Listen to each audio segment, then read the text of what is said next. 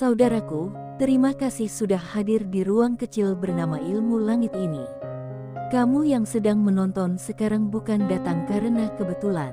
Tidak ada langkah yang benar-benar acak ketika hatimu sedang digerakkan menuju satu pesan penting. Terima kasih atas waktumu, atas perhatianmu, dan atas energi yang kamu bawa bersama kesungguhan untuk mencari kebenaran.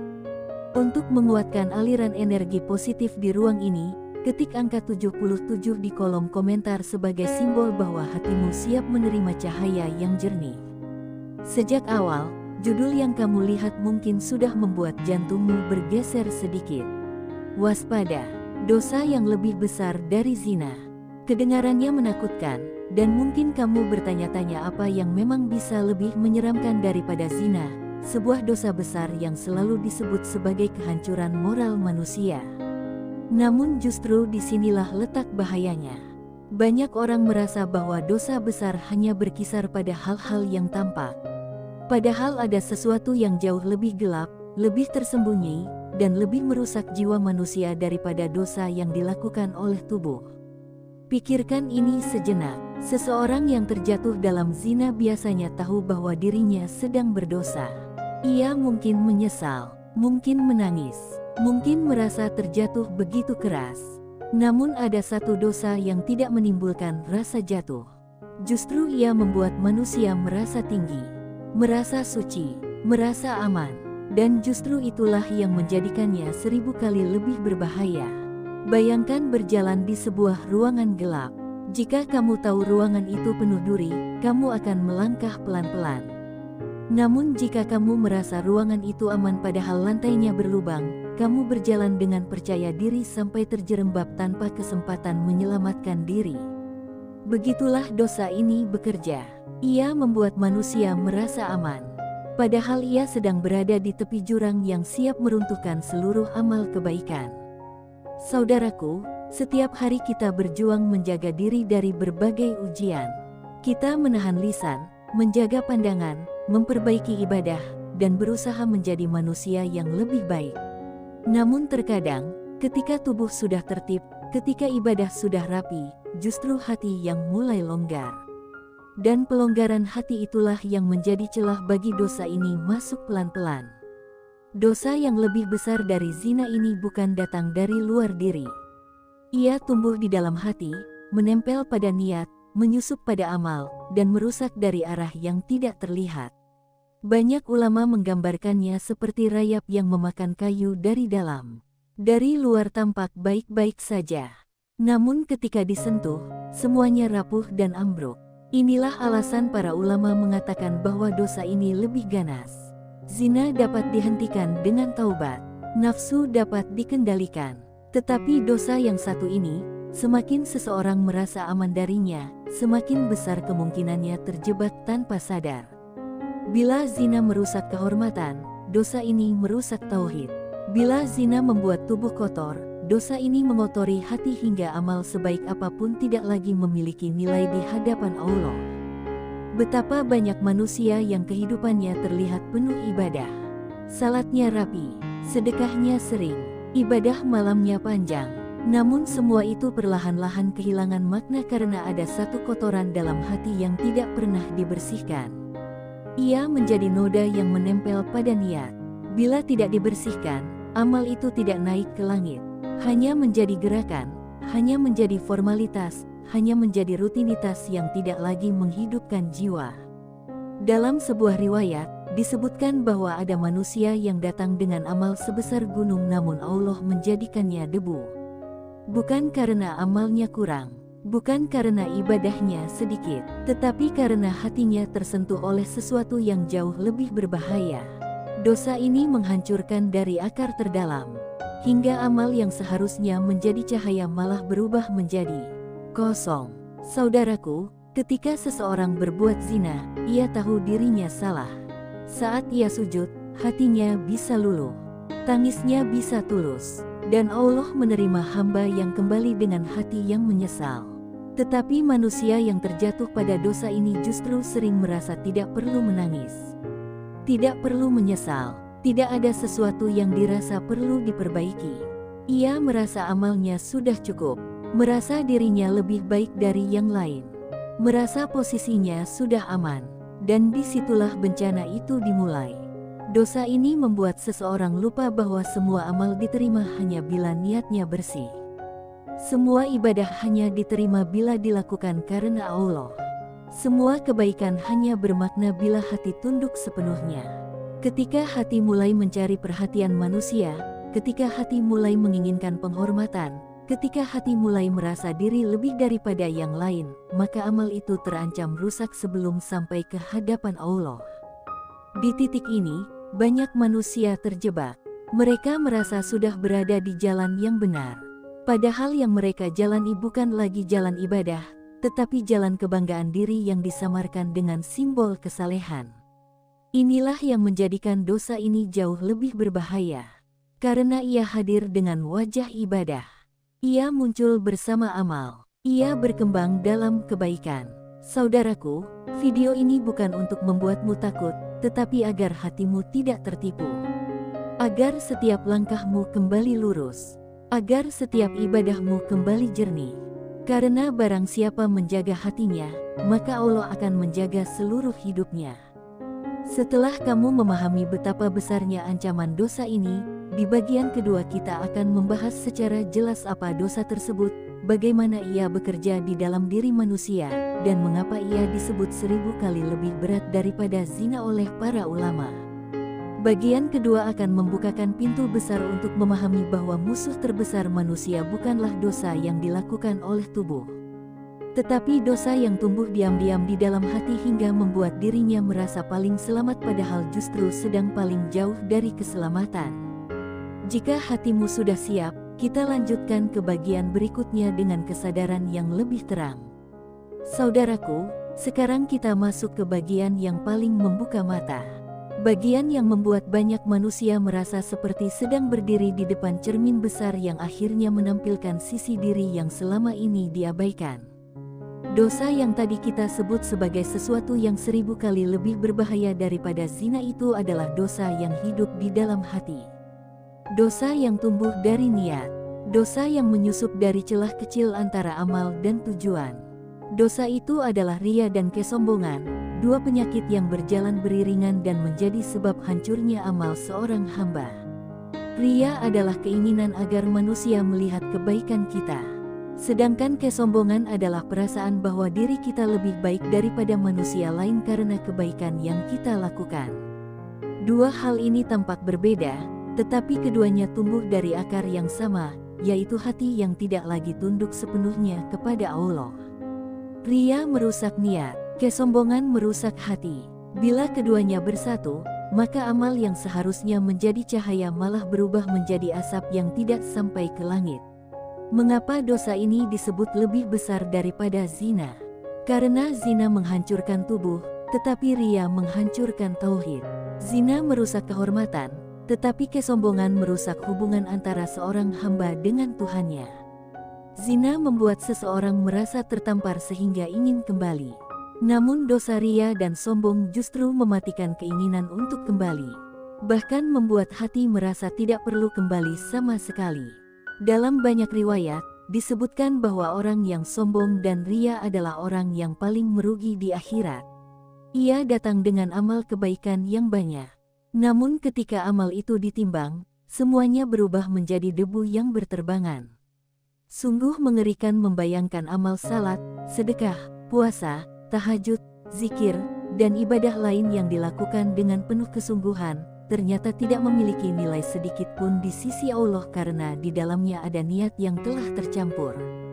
Saudaraku, bahaya ria itu seperti racun tanpa bau. Tidak terlihat, tidak terasa, tidak menyengat, tetapi ketika masuk ke dalam tubuh, ia langsung merusak organ-organ penting tanpa memberikan kesempatan untuk bertahan. Bahayanya bukan karena ia tampak besar. Bahayanya justru karena ia sangat kecil dan sulit disadari. Manusia bisa terjatuh dalam ria bahkan pada hal kecil seperti memperindah suara ketika membaca doa hanya karena ingin terdengar saleh. Atau memperlama sujud bukan karena ingin dekat kepada Allah, tetapi karena ingin dilihat khusyuk oleh orang lain. Ria dapat muncul dalam ibadah malam, dalam aktivitas sosial, dalam sedekah, dalam zikir, bahkan dalam kesedihan yang ditunjukkan secara berlebihan. Seseorang yang sedang menangis pun bisa terjerumus ke dalam ria bila tangisnya itu ingin dipuji sebagai kelembutan hati. Kesombongan tak kalah berbahaya. Dalam sebuah riwayat, kesombongan digambarkan sebagai sesuatu yang dapat menghalangi seseorang dari surga meskipun ia memiliki amal kebaikan yang banyak. Orang yang sombong merasa dirinya lebih mulia, lebih layak dipuji, lebih pantas dihormati. Ia mungkin tidak mengucapkan hal itu dengan lisan, tetapi hatinya membisikkan kebanggaan yang pelan-pelan menjauhkan dirinya dari rahmat Allah. Padahal manusia tidak lebih dari tanah yang Allah bentuk menjadi jasad, tidak lebih dari hamba yang hidup karena izin, tidak lebih dari makhluk yang setiap harinya membutuhkan pertolongan. Namun ketika kesombongan masuk ke dalam hati, seseorang bisa merasa dirinya tidak lagi sama seperti manusia lain. Padahal semua manusia sama, yang membedakan hanyalah ketakwaan, dan kesombongan adalah bukti ketiadaan ketakwaan. Saudaraku, kesombongan itu tidak selalu datang dalam bentuk ucapan lantang seperti merasa paling benar. Ia bisa muncul dalam bentuk halus seperti merasa ibadahnya lebih baik daripada orang lain, merasa lebih dekat dengan Allah dibanding yang lain, merasa dirinya pemilik kebenaran, padahal mungkin amalnya justru tidak sampai ke langit. Inilah mengapa para ulama memberi peringatan keras tentang dosa ini. Mereka mengatakan bahwa ria dan kesombongan dapat membakar amal sebesar gunung seperti api membakar dedaunan kering. Tidak tersisa apapun. Semua kebaikan yang dilakukan dengan susah payah lenyap karena penyakit hati yang tidak pernah disembuhkan. Saudaraku, ada hal yang lebih mengerikan lagi. Ria dan kesombongan bisa muncul bersamaan dalam satu perbuatan. Seseorang bisa bersedekah dengan tujuan ingin dilihat dermawan, lalu setelah itu ia merasa dirinya lebih baik daripada orang lain karena bersedekah. Di saat itu, amalnya sudah hilang sejak awal dan hatinya semakin rusak karena kesombongan. Para ulama menggambarkan ria dan sombong sebagai dua musuh terbesar manusia. Musuh yang tidak berbentuk, musuh yang tinggal di dalam diri, musuh yang tidak bisa dilawan dengan tangan atau pedang, tetapi dengan keikhlasan. Ini sebabnya penyakit hati jauh lebih sulit disembuhkan daripada penyakit fisik. Karena penyakit fisik tidak pernah merasa bangga terhadap dirinya.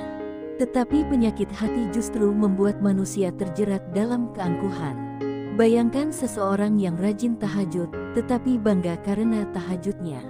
Seseorang yang rajin bersedekah, tetapi merasa lebih baik dari orang lain karena itu. Atau seseorang yang khusyuk dalam berdoa, tetapi ingin dilihat oleh manusia. Setiap ibadah menjadi terancam kehilangan cahaya ketika penyakit ini hadir. Saudaraku, di bagian pertama kita sudah menyentuh peringatan besar tentang betapa kegelapan dosa ini dapat menghapus amal. Sekarang kamu telah mengetahui wujudnya, mengapa ia sangat berbahaya, dan bagaimana ia bisa muncul tanpa kita sadari. Bagian berikutnya adalah bagian yang paling penting. Bagian yang akan menjelaskan bagaimana menyembuhkan hati dari ria dan sombong, bagaimana mengembalikan ketulusan dalam ibadah, dan bagaimana memastikan bahwa setiap amal yang kamu lakukan benar-benar terbang ke langit sebagai cahaya yang diterima oleh Allah. Jika hatimu siap untuk membersihkan diri dari penyakit yang menghancurkan amal ini, maka kita melanjutkan ke bagian ketiga dengan lebih tenang dan lebih jernih. Saudaraku, sekarang kita tiba pada bagian yang menjadi inti dari perjalanan kita. Bila di bagian pertama kamu sudah merasakan bagaimana besarnya ancaman dosa yang tersembunyi di dalam hati, dan di bagian kedua kamu sudah mengenali wajah aslinya yang bernama ria dan kesombongan, maka di bagian ketiga ini kita akan berbicara tentang sesuatu yang jauh lebih penting, yaitu bagaimana menyelamatkan diri dari bahaya yang mampu meruntuhkan seluruh amal yang sudah kamu bangun sejak kecil. Bagian ini adalah tentang penyembuhan hati, tentang bagaimana mengembalikan setiap ibadah agar kembali jernih, kembali murni, dan kembali diterima oleh Allah tanpa terhalangi apapun. Saudaraku, tidak ada manusia yang terlahir dengan hati sempurna. Setiap kita membawa potensi kebaikan dan potensi kerusakan. Ada masa ketika hati terasa terang, ada masa ketika hati terasa kusam. Ada masa ketika ibadah mengalir ringan, ada masa ketika ibadah terasa berat seperti membawa batu. Semua itu adalah bagian dari perjalanan ruhani yang normal. Tetapi masalahnya bukan pada munculnya penyakit hati. Masalahnya adalah ketika penyakit itu dibiarkan tumbuh tanpa upaya penyembuhan. Ria dan kesombongan tidak bisa disembuhkan hanya dengan ucapan. Tidak cukup hanya dengan berkata aku ingin ikhlas. Sebab ikhlas bukan sekadar perasaan, melainkan sebuah kerja batin yang terus-menerus dilakukan. Ikhlas adalah proses membersihkan niat dalam setiap gerakan, setiap kalimat, setiap keputusan, dan setiap ibadah. Dan pada bagian ini, kita akan masuk pada langkah nyata yang bisa kamu terapkan untuk menjaga agar setiap amalmu kembali terbang ke langit sebagai cahaya yang murni. Langkah pertama adalah menyadari bahwa semua amal adalah karena pertolongan Allah. Tidak ada kebaikan yang kamu lakukan yang berasal dari dirimu sendiri.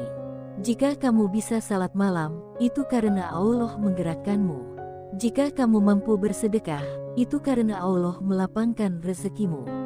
Jika kamu bisa menjaga lisan, itu karena Allah menahanmu dari keburukan.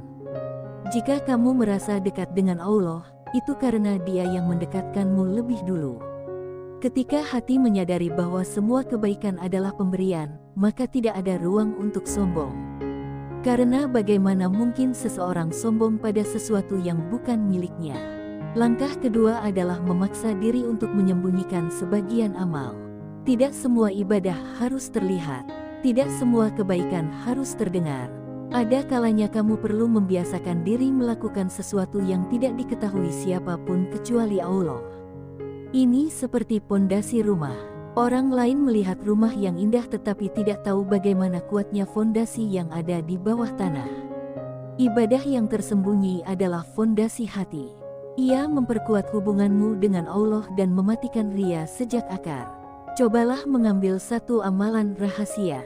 Mungkin salat 2 rakaat di tengah malam yang tidak kamu ceritakan pada siapapun. Atau sedekah kecil yang tidak pernah kamu bagikan di media sosial. Atau doa panjang yang tidak diucapkan di depan manusia manapun. Amalan rahasia adalah senjata terkuat untuk melumpuhkan penyakit ria. Karena ria tidak dapat hidup dalam sesuatu yang tidak dilihat manusia. Langkah ketiga adalah memeriksa niat sebelum, ketika, dan setelah melakukan ibadah. Sebelum melakukan ibadah, tanyakan kepada diri sendiri untuk siapa aku melakukan ini. Ketika sedang melakukan ibadah, tanyakan kembali apakah niat ini masih terjaga. Dan setelah selesai, tanyakan lagi apakah aku mengharapkan pujian. Niat bukan sesuatu yang cukup diperiksa sekali. Ia harus dijaga dalam setiap detik proses ibadah. Karena ria dapat masuk melalui celah sekecil apapun. Langkah keempat adalah memperbanyak doa agar hati dijaga. Hati manusia adalah organ yang paling mudah berubah. Dalam satu hari saja, hati bisa bergeser berkali-kali. Dari ikhlas menjadi ria, dari tenang menjadi gelisah, dari tunduk menjadi angkuh. Karena itu, Nabi mengajarkan sebuah doa yang sangat dalam maknanya. Ya Allah, tetapkanlah hatiku di atas ketaatan kepadamu. Doa ini mengajarkan bahwa keteguhan hati bukan dipegang oleh usaha manusia, tetapi oleh rahmat Allah. Semakin sering seseorang memohon penjagaan, semakin kuat Allah menjaganya. Langkah kelima adalah menyadari bahwa manusia lain bukanlah kompetitor dalam ibadah. Banyak orang terjerumus dalam kesombongan karena membandingkan diri dengan orang lain. Ia merasa lebih rajin, lebih taat, lebih banyak amal, atau lebih kuat dalam ujian. Padahal manusia tidak diciptakan untuk saling membandingkan amal. Manusia diciptakan untuk berlomba dalam kebaikan, bukan berlomba menjadi yang paling terlihat baik. Bila kamu mengukur dirimu dengan manusia lain, maka kamu akan selalu membuka pintu bagi kesombongan. Ukurlah dirimu dengan dirimu sendiri. Apakah hari ini lebih baik dari kemarin? Apakah hatimu lebih lembut dari sebelumnya? Apakah niatmu lebih jernih dari yang lalu? Langkah keenam adalah memperbanyak istighfar. Bukan hanya istighfar dengan lisan, tetapi dengan hati yang benar-benar merasa membutuhkan ampunan. Istighfar memadamkan api kesombongan. Istighfar mengingatkan bahwa manusia tidak pernah luput dari dosa. Istighfar meruntuhkan dinding keangkuhan. Dan istighfar adalah cara paling lembut untuk mengembalikan hati kepada Allah tanpa rasa malu. Saudaraku, penyembuhan dari ria dan kesombongan bukan proses sehari dua hari. Ini perjalanan panjang, namun setiap langkah kecil menuju keikhlasan sudah dihitung sebagai amal besar. Bahkan ketika kamu merasa lemah, selama hatimu ingin kembali kepada Allah, maka kamu sedang berjalan di jalan yang benar. Kini setelah 3 bagian ini selesai, kamu sudah memahami peringatan besar tentang dosa yang lebih berbahaya daripada zina. Kamu tahu apa bentuknya. Kamu tahu bagaimana ia bekerja dalam hati. Dan kamu tahu bagaimana menyembuhkan diri darinya. Selanjutnya tugasmu adalah menjaga hati, mengawal niat, dan memastikan setiap ibadahmu tidak hanya bergerak, tetapi benar-benar hidup. Jika hatimu siap untuk berubah lebih dalam, maka inilah saatnya mengalirkan energi positif. Ketik 77 sebagai tanda bahwa kamu ingin menjaga keikhlasanmu.